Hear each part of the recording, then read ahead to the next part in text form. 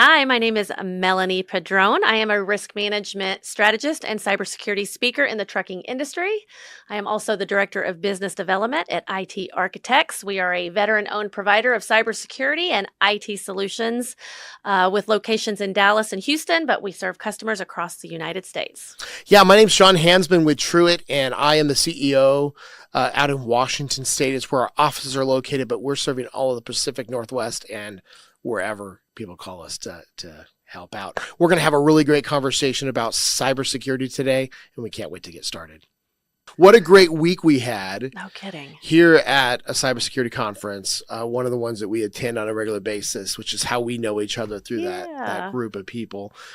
We had a great week. We had Mike Michalowicz talking this week, and what an incredible experience, because he is so informed about how to grow business, how to market, how to do things in money. You look at like his book that he has that's Profit First. Yeah. He just has a wealth of knowledge, and he's stinking hilarious, which just makes watching him live on stage that much better. I agree. It was my first exposure to him. I'm almost embarrassed to say that, but I'm really excited to dive into we got the book Be Different and all the ideas he had for marketing in ways that set you apart. And you're right, he's hilarious. So he's very engaging and dynamic to look at as someone who aspires to be a speaker. Like, I was very inspired by the dynamic way he spoke, and he was funny and he was animated and like had my attention the whole time, and not to mention just the things that he had to say. He picked on you a little bit too. He did. Kind of fun to watch. I know that. Yeah, I was the goody two shoes. I mean, if you found a $5 bill on the ground, would you just pick it up and pocket it, or would you look around for a minute? It first depends on where I'm located. I know. I mean, like, that's just kind of it. But I think what's amazing about him is I've read a lot of his books. I've listened to his audiobooks, quite a few of them. And what you see on stage is what you hear in his books. Yeah. And we got some time to sit with him for lunch, and that's just his personality. And so he genuinely cares about small business. And I love what he said. And I think this is where we can start diving into cybersecurity. One of the things he said at lunch, he said that small business is not the backbone of the economy. It is the economy. It is the economy. So when we really dive in to what we do for a living, our job is to protect the economy. That's right. That's a lofty goal. It is. It's a worthy goal. It's a worthy goal. The work we do is important. And I think sometimes it's easy to just get lost in the work and forget that when we're talking about doing cybersecurity, when we're talking about protecting businesses, we're also protecting families. That's right. We're protecting livelihoods. We're doing a lot of things that some people don't fully get the gravity of what we get the opportunity to do. You're right. We are increasing the overall cyber resiliency in our country. Yeah. Isn't that crazy? In a time when there's things shifting and changing and government may be pulling back on some areas. And I think we're going to see a world where the private sector gets the opportunity to step up. Yeah. Yep.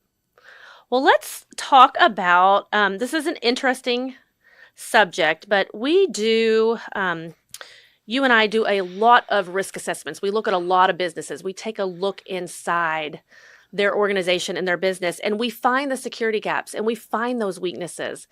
And it never fails when we're presenting the results of those risk assessments. The CEOs and the leaders of the companies are just flabbergasted at what we find. And so I today kind of just wanted to talk through some of the top security gaps that businesses have that they have no idea. They don't even know they have them. Maybe that would just be a good place to start a general conversation. I think it's a great place to start. Okay.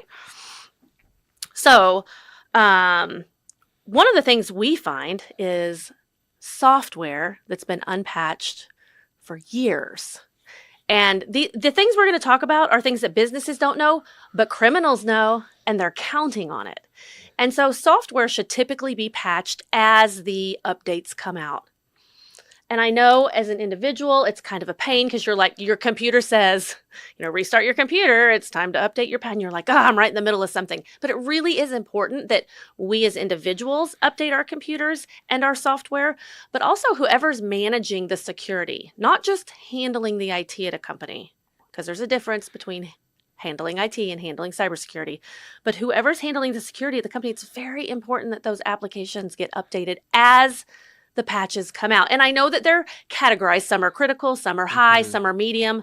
But when those critical, you talk to me about this because you're the tech. Talk to me about how you patch software and what your protocols are. Yeah, so there's two separate pieces to how we patch software. And this is where sometimes people miss it. There's Windows, the Microsoft, the Apple, the actual operating system software, which in today's world, if you're not using a company like ours, it might be turned on automatically, or maybe you turned it off because you don't want to be bothered by it, which is what we're talking about. That's a dangerous place to be. There's the operating system, and then there's the actual separate applications. And you got to think anything that's built around touching the internet is generally going to have an update. Great example, Adobe Acrobat. It has a lot of internet components to it because it's able to save to the internet. It's able to process things. It's going to have some AI things in it. That has had updates. It has updates on a regular basis. All of the Adobe suite has access on a regular, updates on a regular basis. Most people just forget about the actual software unless it prompts them for an update. Mm-hmm. So part of a good updating process is to look at Windows. Yes, look at your Mac, but look at the software that's updating or needs to be updated as well. Make sure that you're actually updating and looking through. Usually it's under help where you can actually hit the update button to make sure you don't have any updates and actually go through that process. Now, as a managed service provider, we have tools that actually looks at all that for us. Mm-hmm. And that's one of the advantages that we have over maybe an in-house person who doesn't have tools, or that regular in-house cousin who's doing your IT for you who doesn't have tools. They don't know that they need to look at all of those things. So a lot of times we might see when we go into an environment, maybe Windows is patched pretty good, like it's patched okay, because it's on auto update. But then we go in and we find out that all the critical pieces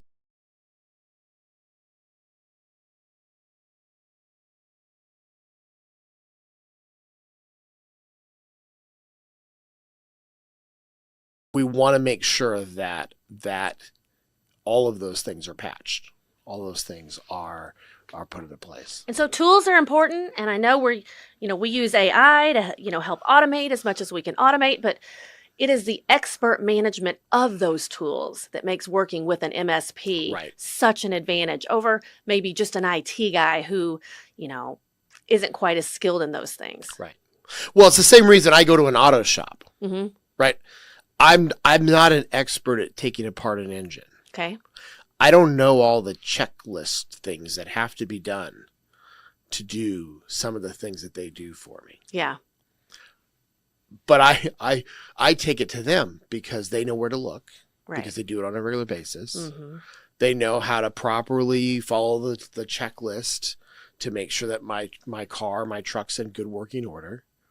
I trust a professional to do that stuff. And it's the same thing with us. Yeah. Like we have a checklist.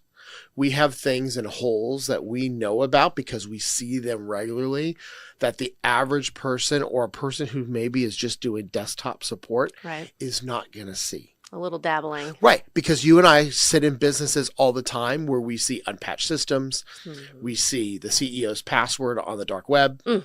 Yes. I've actually delivered that before. Yeah. And it's really interesting watching a person turn pink.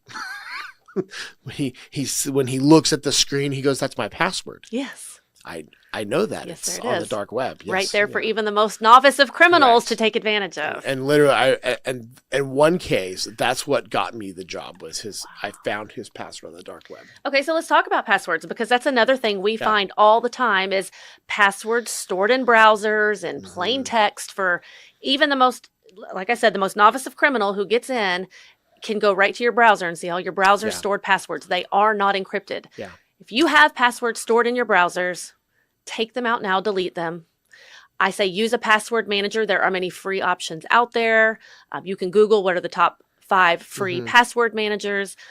With a password manager, you only have to remember one main password, and then it will create long, unique, complex passwords, LUC, long, unique, complex.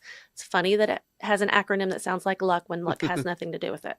However, it will create and store all those passwords for you. It is encrypted. Yeah. It's not available for a criminal to get into. But gosh darn, those browser saved passwords are so convenient. When I'm in there and it says, would you like me to save your password? And I'm like, yes, I would, but I know better. And so I had to Google how to delete all of my browser stored passwords. And then I use Keeper, Password Manager. I love Keeper.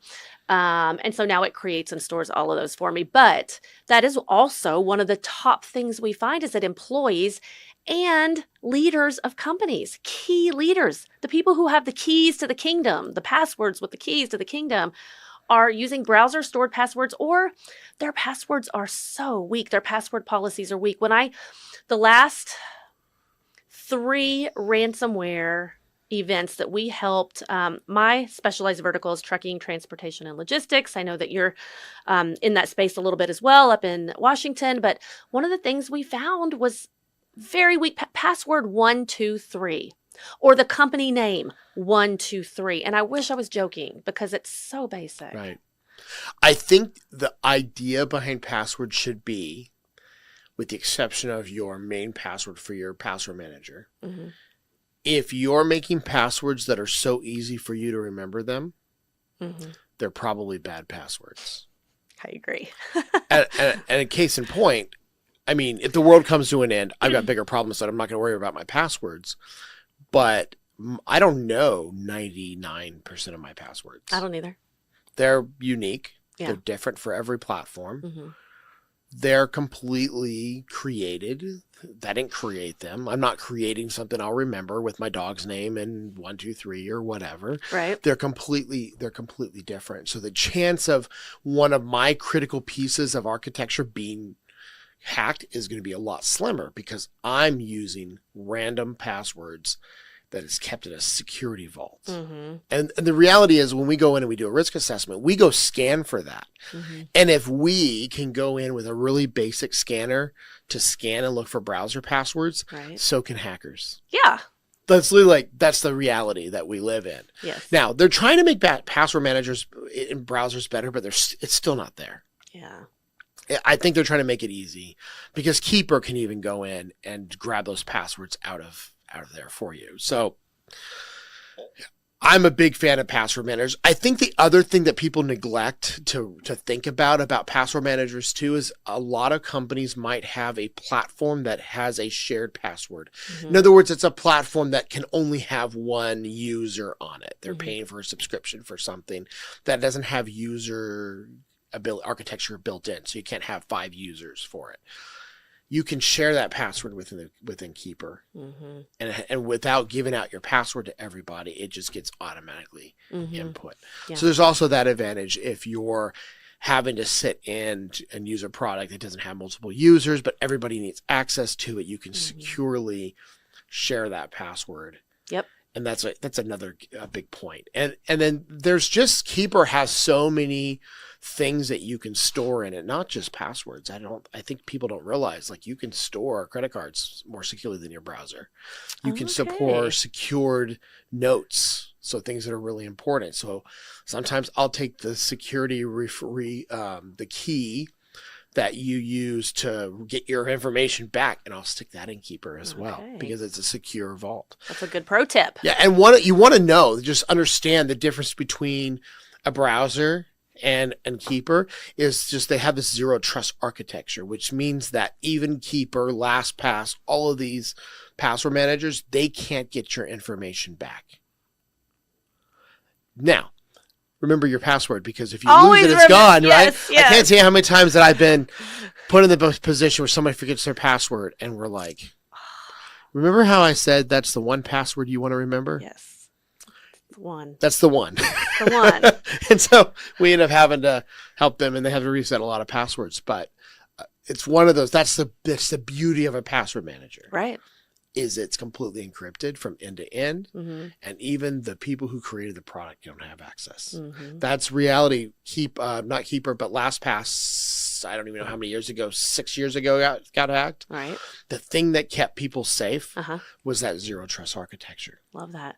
Let's talk about zero trust, because Yeah. not everybody uses zero trust. I feel like we're moving that way as an industry. I think that any MSP, any valid MSP has to move to a zero trust architecture. It should be something that they're talking about. But in my simplistic mind, I'm not the tech like you. I'm a risk management strategist. I'm a cybersecurity speaker. I'm the director of business development. So I consider myself the normal girl, the plain English person.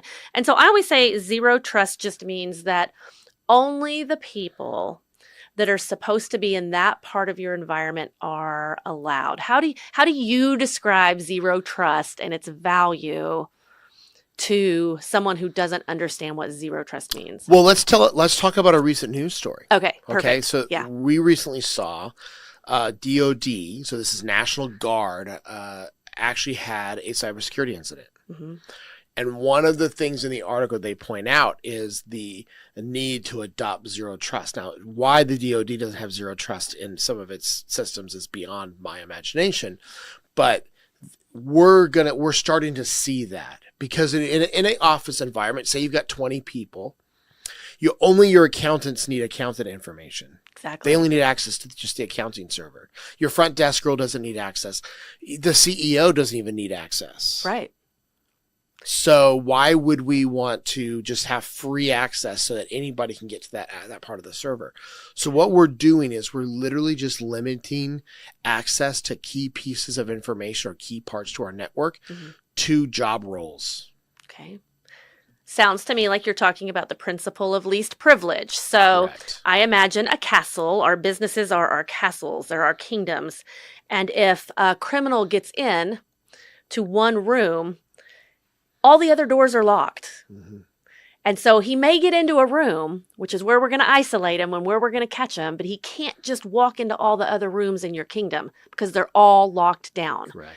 And Melanie in sales and marketing does not need to have access to what my tech guys are doing over on the tech side or what the president of my company is doing on his side. I just need access to my sales and marketing information, that one area. And I'm not allowed to go anywhere else. Correct. And importantly, even Derek, the owner of IT Architects, will tell you that he's locked down. He only has access to certain areas of the company, and he owns the company. But you don't need more than a person or two that has that administrative Correct. privilege to everything. Yeah. Because those are the people that criminals are targeting. 100%.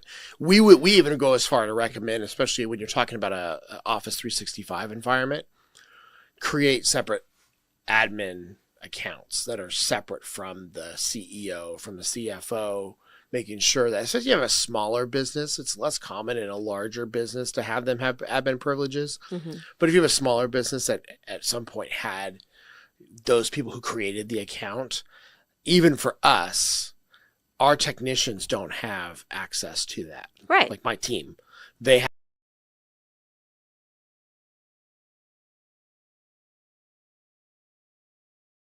same me. I have to go onto a separate administrative account to make changes. So that is the principle of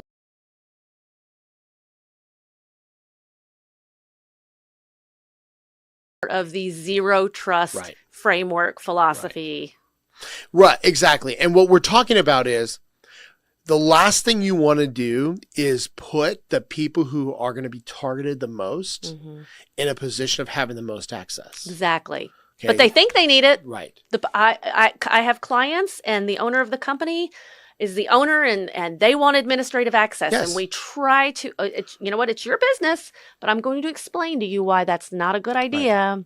And if you still want to do it, we've had business owners still insist that they haven't. We're like, okay, but I'm telling you what Right. the warnings of that. What we do is say, if you really have to have it, Mm-hmm. we're going to create a separate admin account for you. Mm-hmm. It will not be attached to the primary daily use account that you use. Good point. Good strategy.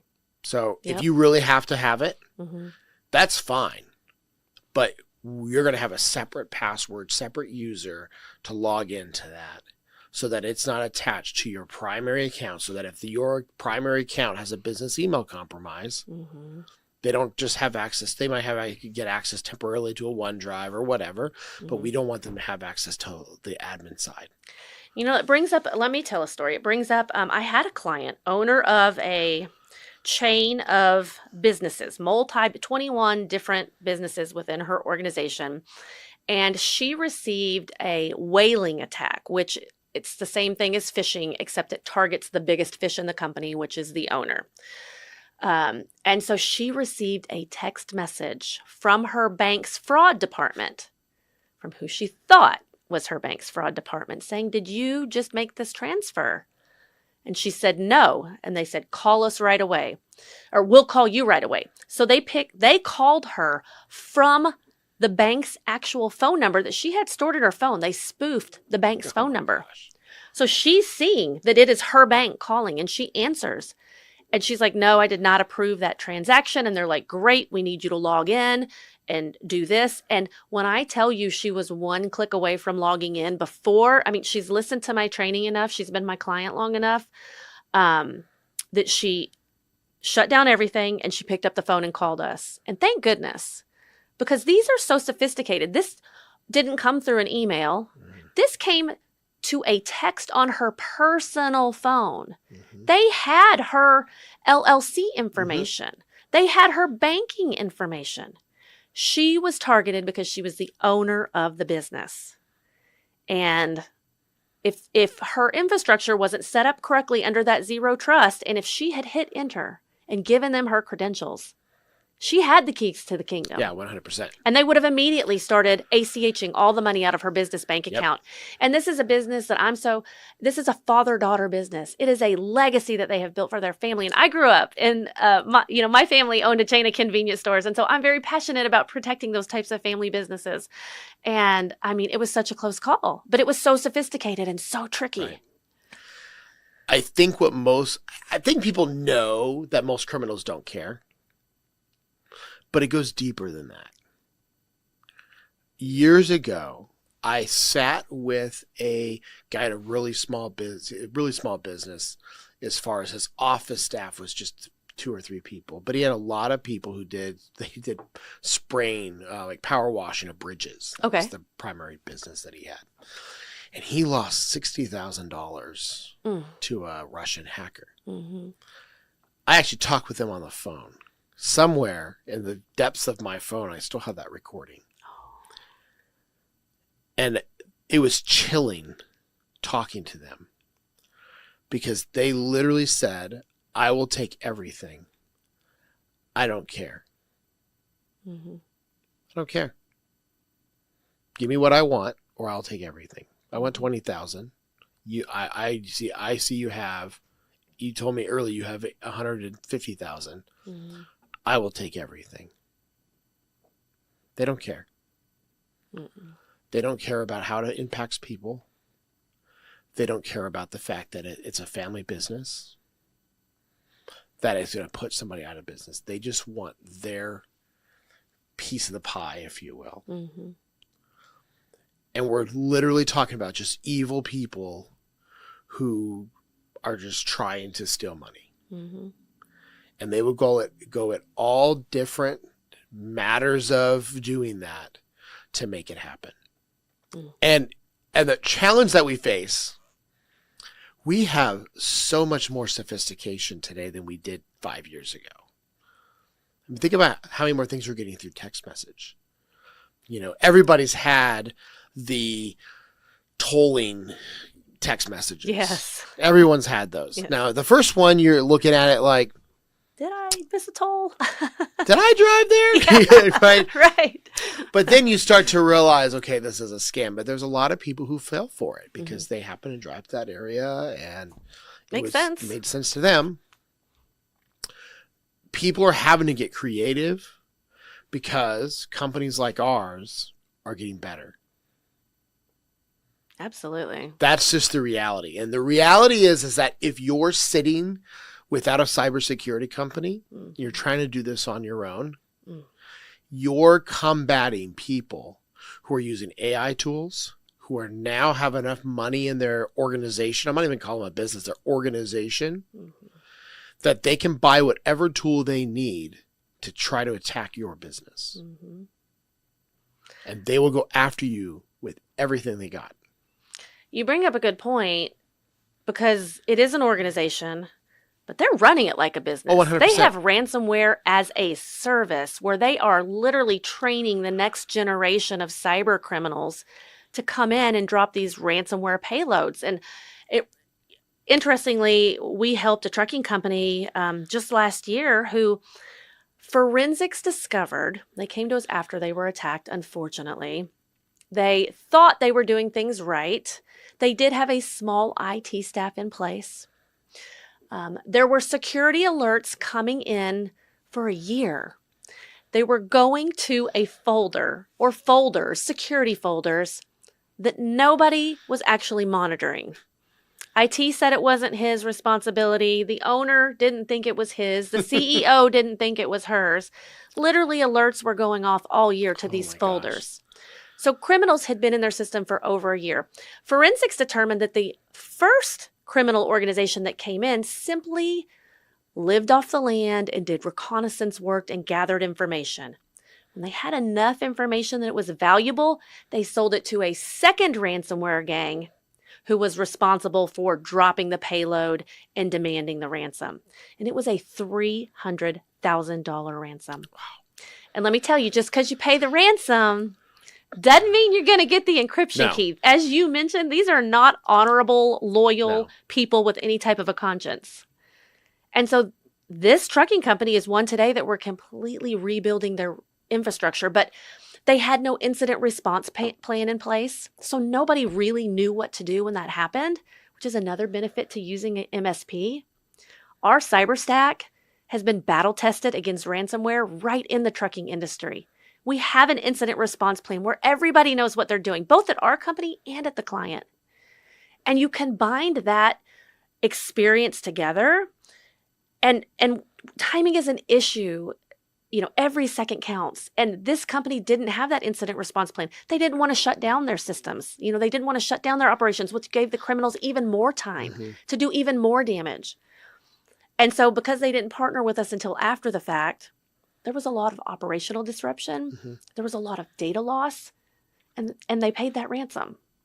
And now we're rebuilding from scratch. Right.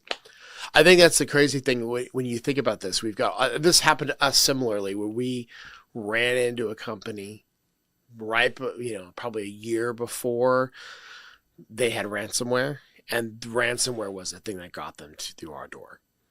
Unfortunately, pain. Right.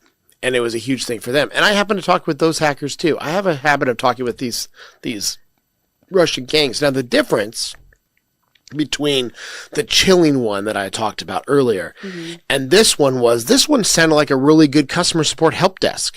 Isn't that crazy? They said please and thank you. They said it's a pleasure working with you. And I'm like, wait, it's a pleasure stealing my money? I'm really confused here. And they treated it like a business. We really want to help you get your stuff back, but it's going to cost you this amount of money. Like it was just mind blowing that now this has become literally a business. It's literally people treat it. They have a help desk of people who sit around and take calls and actually treat it like a customer service hotline. It's just, it's insane to me. I think what gets me is just the amount of people who don't have anything at all, or they have no plan. Like, you can go in and ask somebody, what happens if you have a cybersecurity incident? I just go buy all new computers. Yeah. I'll just wipe them and start fresh. Just wipe them and start fresh. Why doesn't that work? Yeah. Tell us why that doesn't work. Well, I think what most people don't realize is that we don't live in the world of hardware. Hardware is a means to access all of the data that sits in the cloud. So when you say, I'm just going to go wipe it and start all over, they're neglecting to realize that in a ransomware attack, the data isn't just ransomed, it's most likely stolen.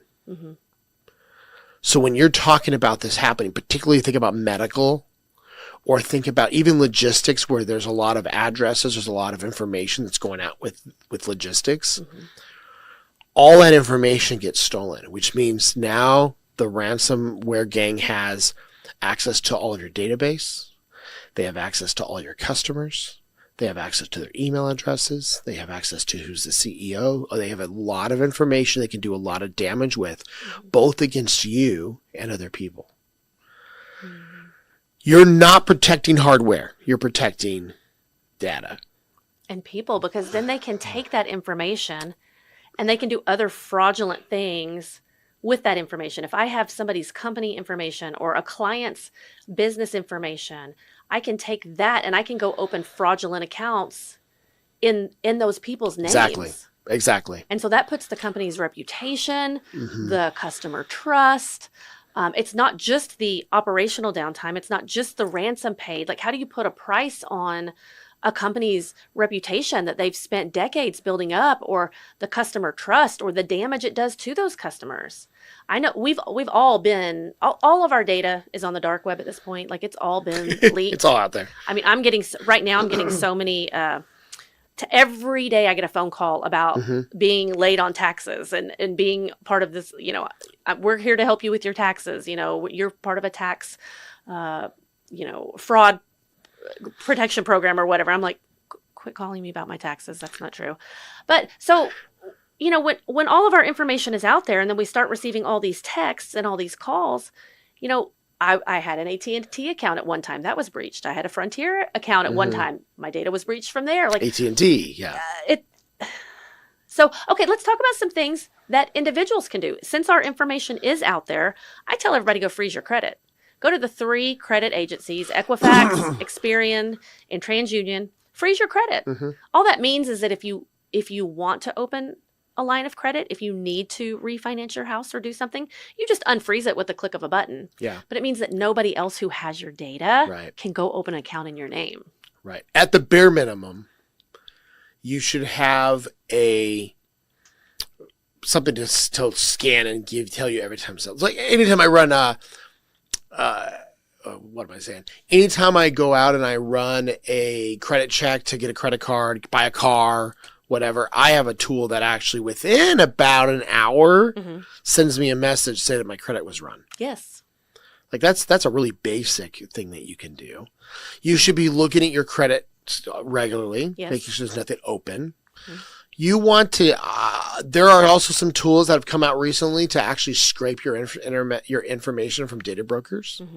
There's a lot of tools out there for that. I just started doing that for myself. So I'm actually looking for information. Is Incogni one of those? Why do I want? I think Incogni is one of them. I'll have to look. I don't know. I can't remember all the other ones. I can look at my phone, but Google it. But there's a lot of data broken removal tools. Yeah. And they're fantastic because they're actually going out, looking for your information, and then sending a request to actually pull that information back. I need to do that. I haven't taken that step yet. I think it's a great idea. I do too. Yeah. I think we live also in a world of where we're not as private as we used to be. If you're on social media, your information's out. Even, and I think people forget that even the things you do on personal Facebook affect business. Here's an example. It drives me up the wall. People fill out those chain emails that are like, where were you born? What was your dog's name? What was your favorite place to visit? All these personal questions. Yeah. And then they post them on the internet on a scam. Yeah. And what most people don't realize is that it's really just a way for a hacker to find that information and use it against you. Because what's one of the main ways to reset your password? 3 questions. Yes. Isn't it convenient that most of those chain emails have at least 1 or 2 or more of those questions in that big long list of things that people fill out in the name of, I'm just trying to be closer with people. I just want people to know more about me on social media. Right. What they don't realize is what happens is, especially if you post that publicly, that company who created, or that company, they're not a company, that person who created that goes and just does a search on Facebook with the exact beginning words of that post. Mm-hmm. And now all the people who filled it out all show up in a string, and they can now grab information, and they already have your name. They've got all this information. Now all they got to do is scrape the internet for your email address. So also principle of least privilege when sharing your information. Don't share anything that you don't need to. Yeah. So when I'm creating say I want to go shopping, Mm-hmm. and I'm creating a new account somewhere, should I check out as a guest, or should I create an account? Because don't a lot of those places sell my information As a guest. Okay. If I like to buy from one particular place, there's two ways you could do it. You can go just create a separate email address just for shopping, Mm-hmm. and use that for everything, because now everything's just in one spot there. Okay. Apple has had out for a while a kind of an incognito email thing where you can actually, on the website, give a fake email address. Mm-hmm. That's just a one-time email address. It stores it. Hmm. And it goes to your main email address, but they never actually end up having your real email address. Mm. So if that organization gets compromised, they don't have your real email address. They've got the one-time use email address that Apple created. Gotcha. Okay. Kind of a cool idea. Yeah. So that's an option for personal shopping. I started doing some of that, where it's just a unique email address for shopping if I'm ever going to shop there again. Yeah. I think it just depends. To me, we just live in this world of risk. Yes. Yeah. It's literally like Always be suspicious. we just have to bubble wrap everything that we touch. Trust but verify. Yes. But I mean, just the reality is that at some point, something you're using is going to have a data breach. Yeah. All right.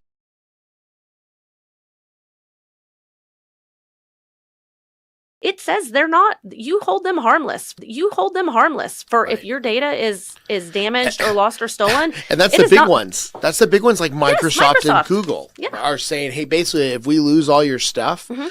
your host. There was a recent case out of the States. So it was in the UK or somewhere where Google had some kind of issue and all these people's data disappeared.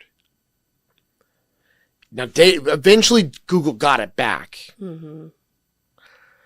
But they, in the process of that conversation, was like, well, it's in our terms and conditions that if we did end up losing it, Mm-hmm. it's not really our fault. Yeah. So you can outsource your technology, but you're not outsourcing your risk.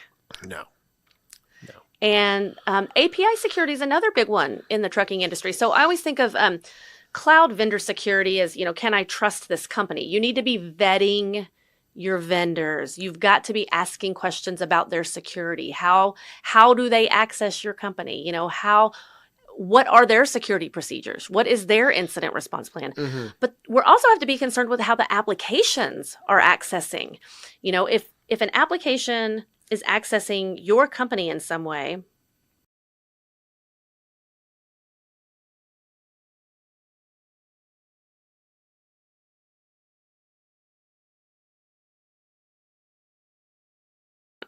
you pull up, you exchange your money, you get your product, but you never go inside. That's how I think of API security. It's like where the application meets and how it interacts with your company. And that's a really big issue because most companies don't even have a basic inventory list of all the APIs that are accessing their system, let alone know companies. What are the questions that companies need to be asking, both vendors and the applications that those vendors provide? Yeah. So I think there's two parts to it. API security has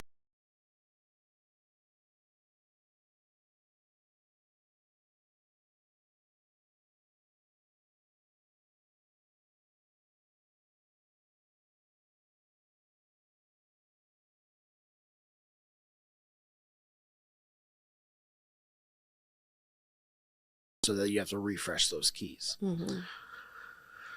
With some of those vendors, you want to just make sure that they follow best practices for where they store how they're storing data. Because you got to understand, you might have your initial place where all that API, where your initial data is hanging out. Mm-hmm. You've got an API connection to pull it, Mm-hmm.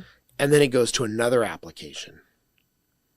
Okay, the API connection's probably secure, and maybe your primary place is secure. Mm-hmm. But what about that third-party vendor who's accessing your information? Mm-hmm. Are they following best practices? Do they have a plan?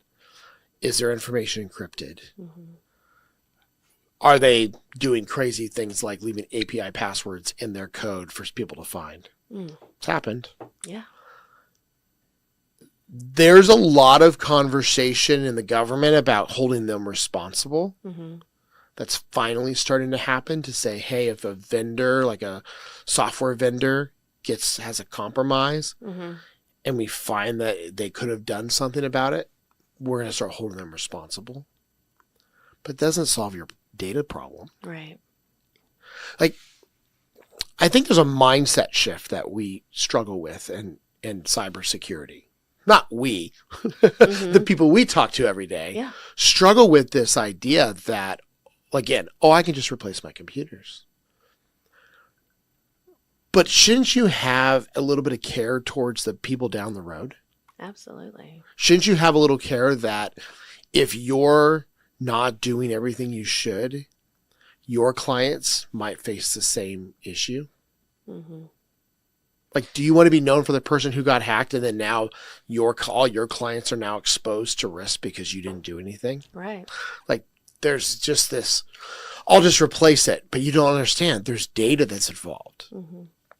And API security is really, it's a place where it makes life easier because it connects things together and it makes Right. things work really cool. Yeah, And I think it's amazing.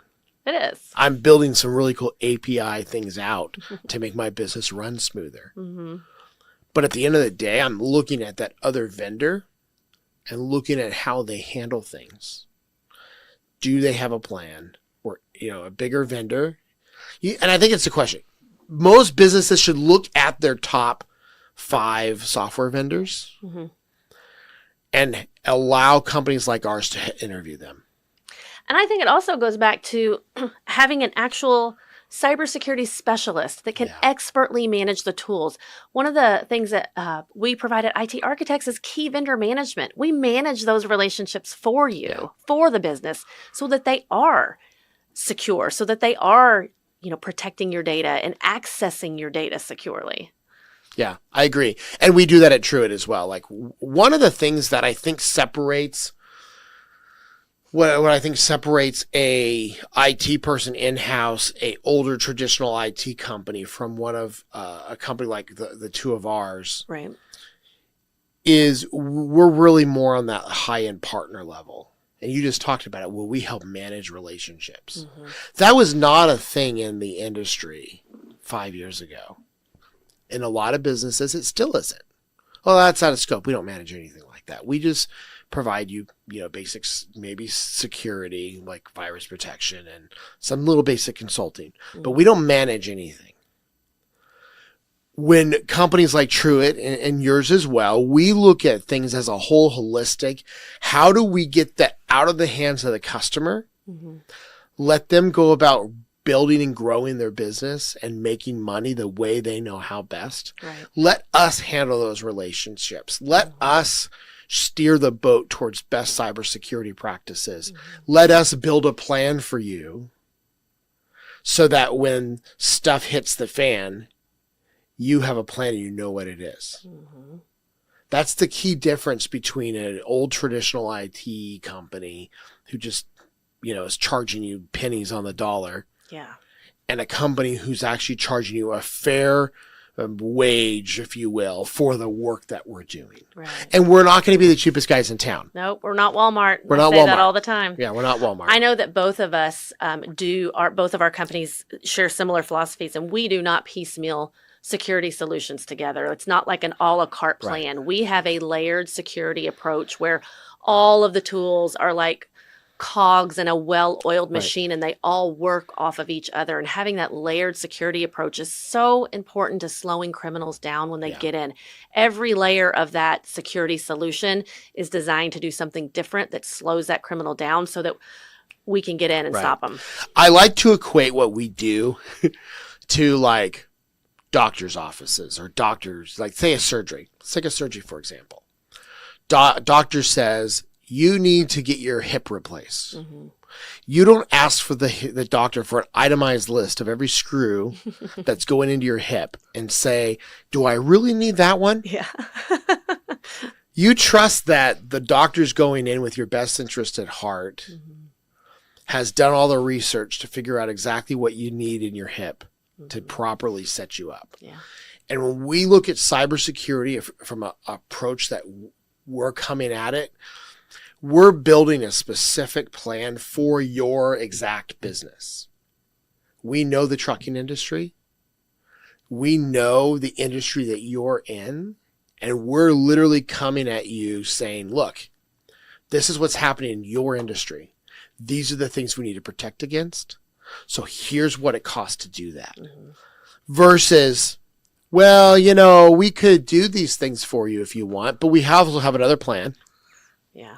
Do you really want to be protected? Do you want the good, better, or best? Yeah, no. I hate that. It drives me up the wall. No, we provide the best. And I did it. But times have changed. Times have changed. It's not enough anymore. And we are going to give your business what you need to be protected because we have the experience to prove it works. Correct. Anything less is not enough to protect you.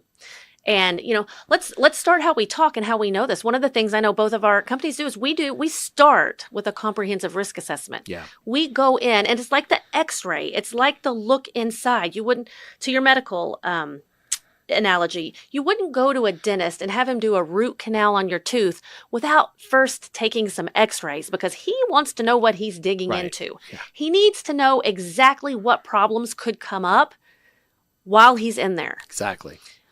And so that comprehensive risk assessment, it looks at your people and shows you your weakest links. It looks at your applications. It looks at your data. It looks at your network. It looks at all of these places. And then we know exactly what's going on inside before we even dive in and offer that solution. Yeah, I think it does two things. One, are you a ticking time bomb? Yes. I ran into an electrical company. They had 30-something staff. We did a full risk assessment on them. Found crazy stuff because they had an in-house brother-in-law that they had who was part of the family, and it was too emotional to get rid of him, but he'd already cost them $30,000 in data loss before. And we went in and did a risk assessment. One of the things we did was we actually did a phishing test. Okay.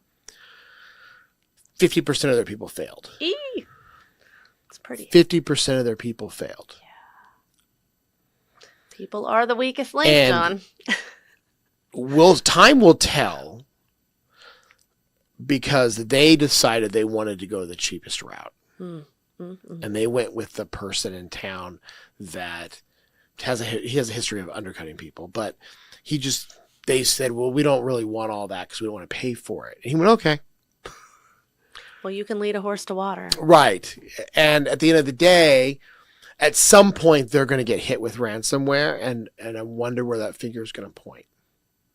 But we go into these places and I shake my head because I'm going I literally just gave you the evidence that you're one click away and you're in construction. You're one click away from having somebody send a $50,000 invoice to the wrong place. Mm-hmm. Do you have a check and balance procedure in place for that? And you made a good point because we do the risk assessment, but then we provide that information. Right. All of the information, all of the security gaps, all of the weaknesses to the business owner so that then he can make the decision on how to manage his risk. 100%. And a comprehensive plan. Right. That's the other thing that I love about those risk assessments is they're part of our process, but they're a really good way to help the business understand all the little things that need to change to make their business more secure. Mm-hmm. And it gives them a roadmap to see how much a cybersecurity incident could cost them, but it gives them a roadmap to success. Absolutely. And we're smart enough to know that we can't prevent any 100% of hacks. That's not possible. No security can. Yeah. If anybody ever says that to you, I can, run. That's run for the hills because it's not possible. Right. But what I can say is both of our companies in the last 2 years have stopped multiple cybersecurity incidents we've saved hundreds, if not hundreds of thousands, maybe even millions of dollars from businesses that would have otherwise had data compromises. They would have otherwise had complete, most of ours were business email compromises. Right. And some of these were like $20 to $30 million organizations that send a lot of money out multiple directions. And guess who they targeted? Accounting. Yes. And HR. They target who handles the money. Correct. Yes. So they targeted the people who actually could have made bigger mistakes. Right.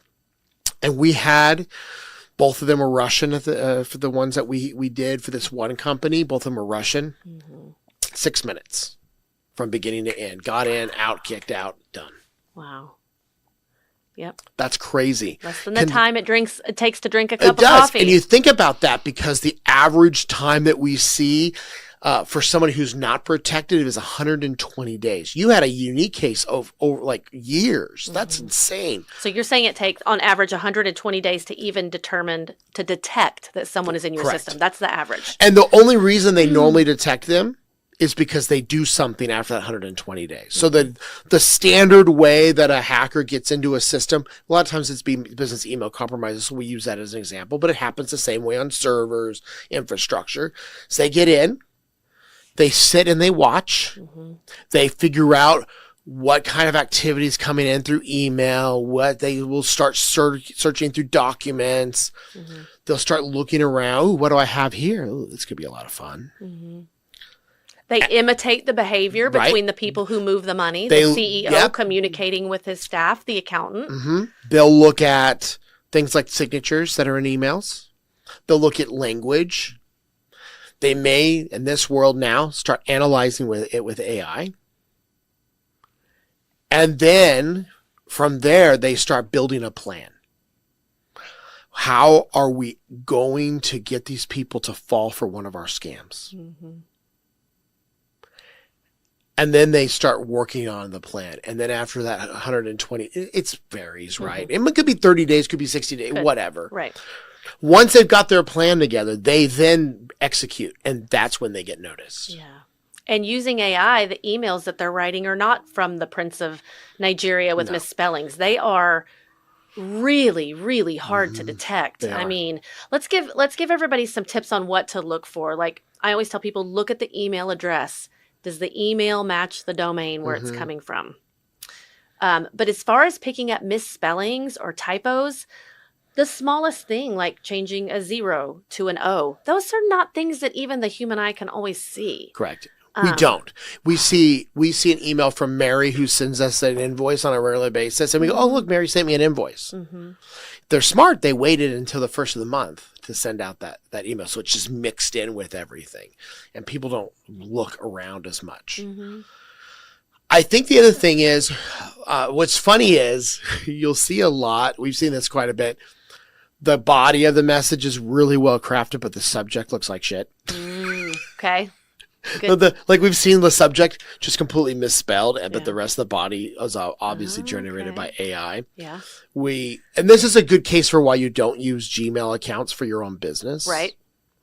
Because that domain security is another layer of defense in your business. Yep. It's another layer that keeps your business secure and helps your employees stand out from other cyber criminals or from cyber criminals in general. Yeah. Because when you look and you've got a domain and you've got a Gmail address, oh wait, obviously that's not from them. Right. It gives even your customers an additional layer of security. I tell everyone to be politely paranoid. Pick up the darn phone and verify. 100%. Don't do anything until you pick up the phone and verify with the number you have, not with the phone number that came in the email or the text now, or however. You independently verify. Do I actually need to pay this invoice? Right. It's 2 minutes, but it does so much to shut down some of those scams.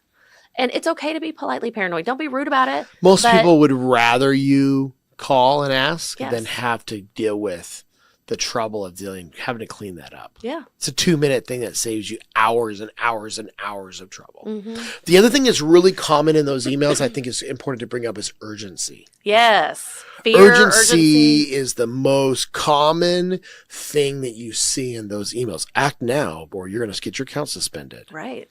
Or emails that are like, someone's in your system now, put your password in to fix it, right? It's if you see emails that are more urgent than normal from a particular person, that's a really good sign also to double check. Urgency is it's a really great sales tool.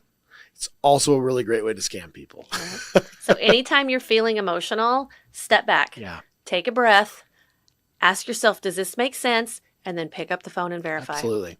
Yeah, that's exactly it. And I think we do a lot of training around that. That's why cybersecurity training. We should pivot over to that. Okay. I think that's a great place to go. So most people don't think about how important it is to actually train your staff. You were saying earlier, you sit with some of your clients and do in-person training. So do we, depending on what their need is. Mm-hmm. But we provide also online and regular training that comes in, like a weekly micro training, for example. We do too. Super important. There's two reasons for that. Cybersecurity should never be a box you check. There's boxes we check, right? That's part of good IT. Right.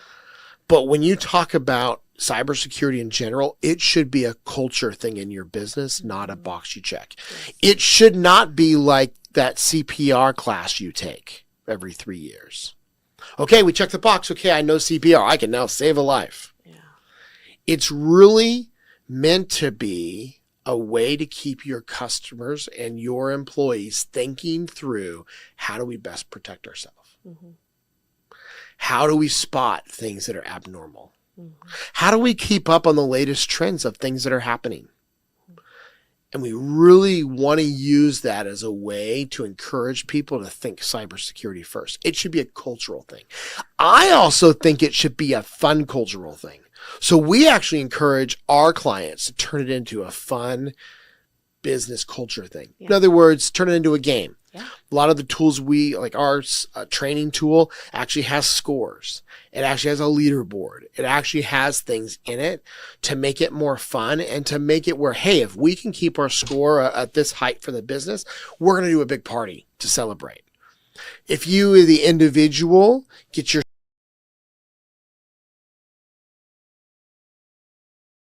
we're going to celebrate the fact that we're taking steps to keep our business safe.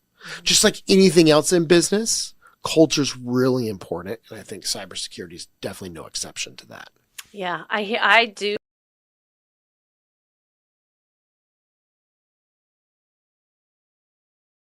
Because we are human and we do get emotional and we do get rushed and we do have bad days and we have things that happen that distract us. And taking that weakest link and turning them into cyber warriors by creating the culture of awareness,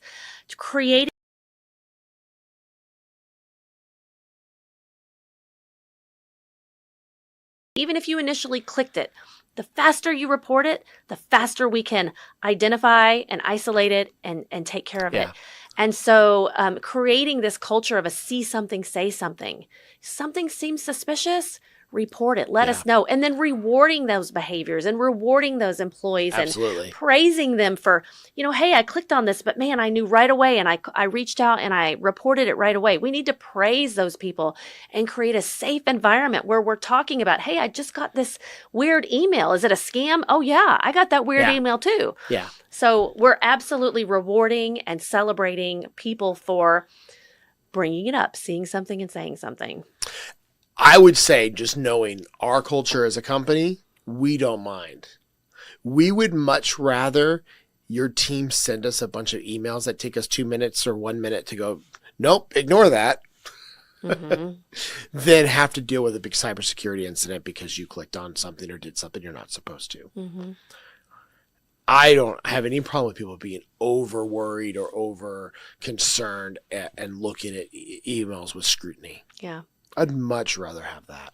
We don't either. In fact, when one of our clients has an employee that like reports that catches a fish or reports, catches that phishing email, we praise them and we celebrate them, and Yeah. we're sure to speak highly of those employees to the supervisors and say, hey, go pat that person on the back. They just recognized, a phishing attempt. Right. And I think there's tools we can put in place to help that process. Absolutely. So I'll just throw out, we love Iron Scales. You guys use Iron Scales at all? No, I don't think we do. Iron Scales is great. So it sits in parallel with Microsoft or Google.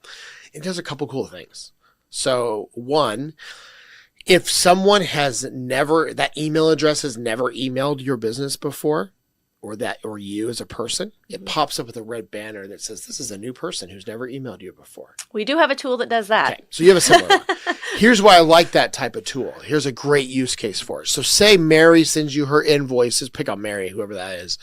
Pick on Mary.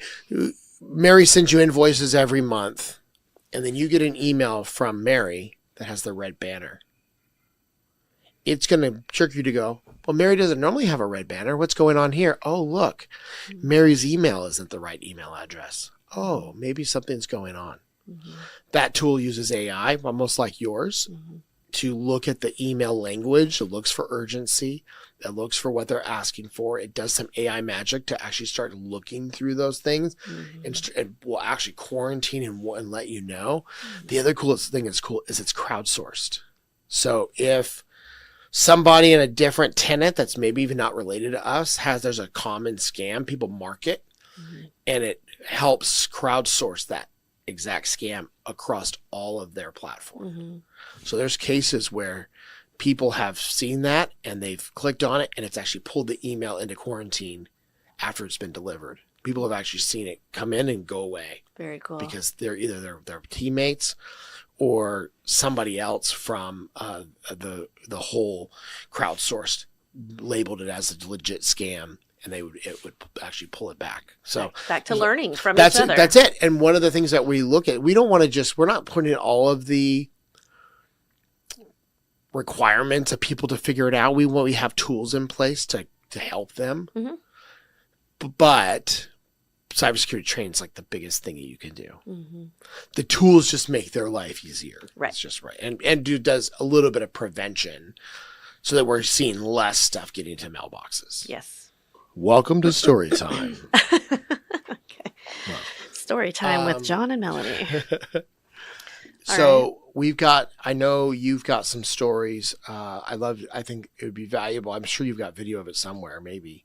But you've got the story of a couple that you told for your speech this weekend. Yeah. Or this week. It's not the weekend yet. This week. So it'd be cool to talk about some of the cybersecurity incidents that you guys have stopped. Okay. Let me tell you, how about I do one tragic and one triumph? How about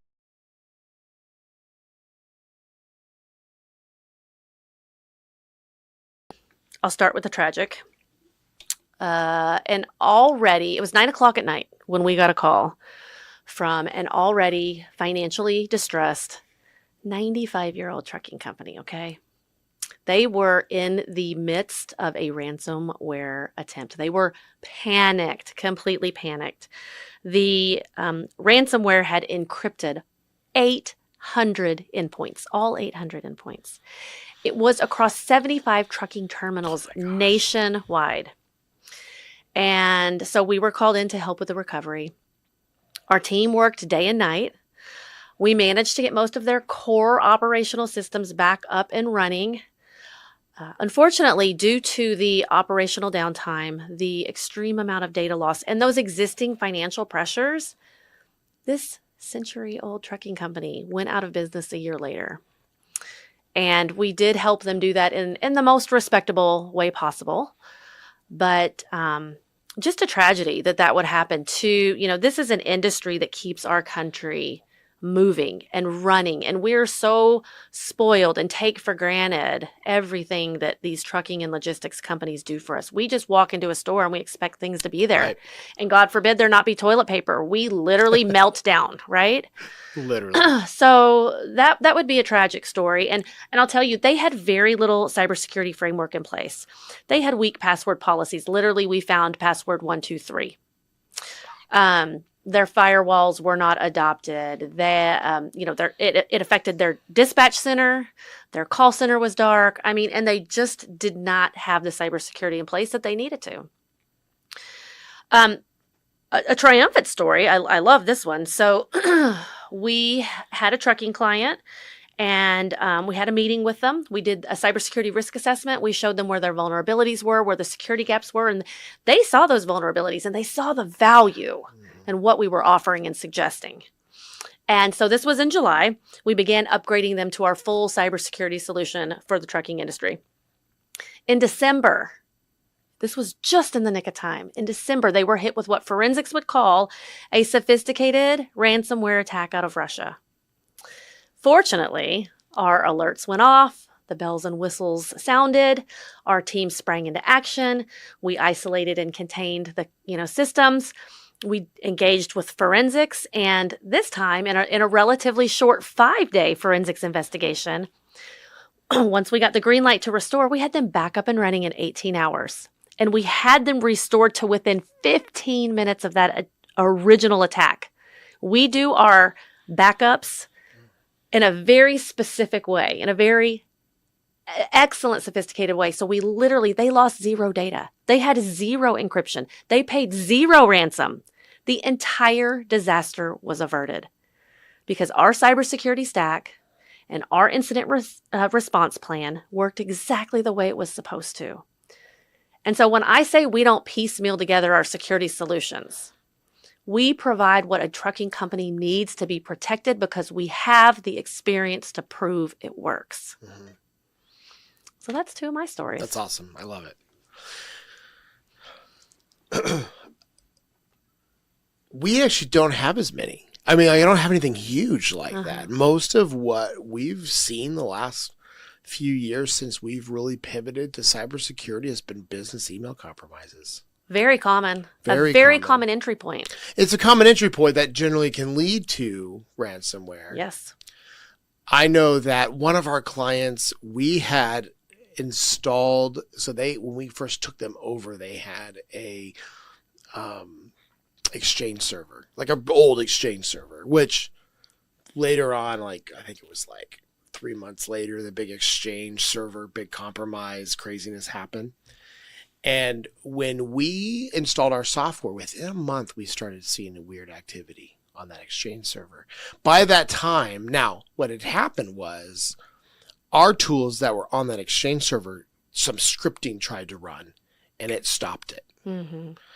And when we dug into it, it was a ransomware game trying to encrypt that Exchange server and get access from a port that we had just found left open. We had just shut that server down. It was literally, we had just transferred all the data. We were getting into them into the cloud environment, and we were within a couple of days of that thing being decommissioned. What we think, and this is what's really common when we walk into environments that have had previous IT companies that are not cyber focused or people, it's hard to know how long those things have been compromised. Mm-hmm. Especially when you walk into an environment and you install your software and within weeks you start seeing bells and whistles going off. Mm-hmm. There's always a good chance that people have been in other places. And it proves to us that we're doing the right thing because now our software is actually, going off, finding and stopping threats that have happened. And who knows? When we did our initial investigation, just our basics risk assessment, we didn't see much going on, but we did find all the holes that would tell us that they weren't protecting their servers. They weren't patching them properly. They had passwords in Notepad for their server environment. It was crazy. And that same company has been the target of multiple business email compromises, all of which our software stopped. I think they had the attempt of 3 last year where someone actually clicked on the link, but our software locked them out immediately.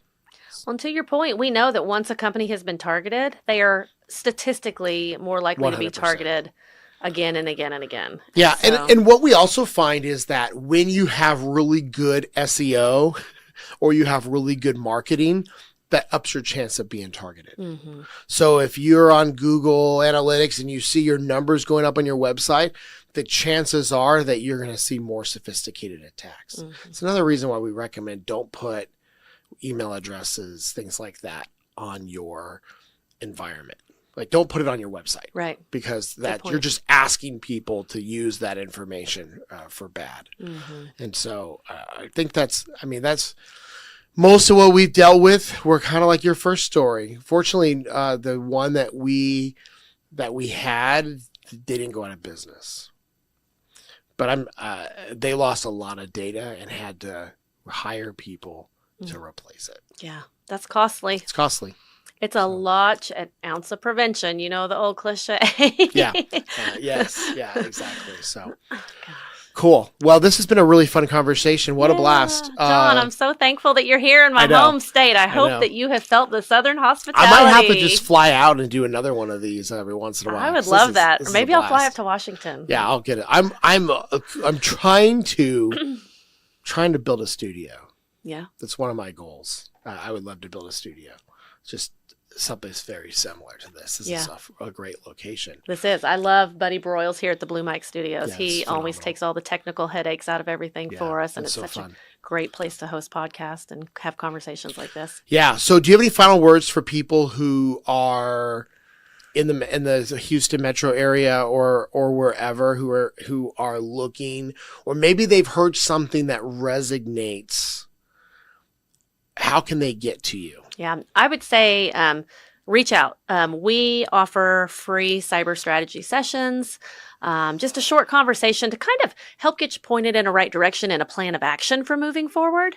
They can reach me, Melanie at itarchitects.com. I'm very active on LinkedIn. I do a ton of free cyber awareness training every week. I'm putting out little cyber briefings and what the latest scams are. So connect with me on LinkedIn. I love to connect on that platform as well. How about you? Yeah. So my name's John Hansman again. And you know what's funny? I don't know that I introduced myself at the very beginning of this, but maybe we'll just redo that or something. Okay. Well, my name's John Hansman. I own Truett. And if you're in the Pacific Northwest, so that's Washington, all of Washington, Oregon, we are specialized the same way Melody is in our area to be able to take care of businesses of all sizes. So, Truett.io is our website, TRUIT. And I'm on every major social media platform. You can even just look up John Hansman and I show up pretty easily. There is a guy who's what is he? He's like he's like a scientist for aeronautics or something. That's not me, just for the record. Cybersecurity John is who you're looking for. But we're in the same, we really love focusing in on fixing people's cybersecurity. Mm-hmm. It's something that we really enjoy. And so the same way we do cybersecurity risk conversations where we'll sit down and actually do a strategy session with you and help you understand what the next steps are. Exactly. There are some natural next steps that you want to do so you can understand your risk level. And that's what we do at Truett as well. Well, John, it's been so. Yep. I hope you have safe travels home. Yeah.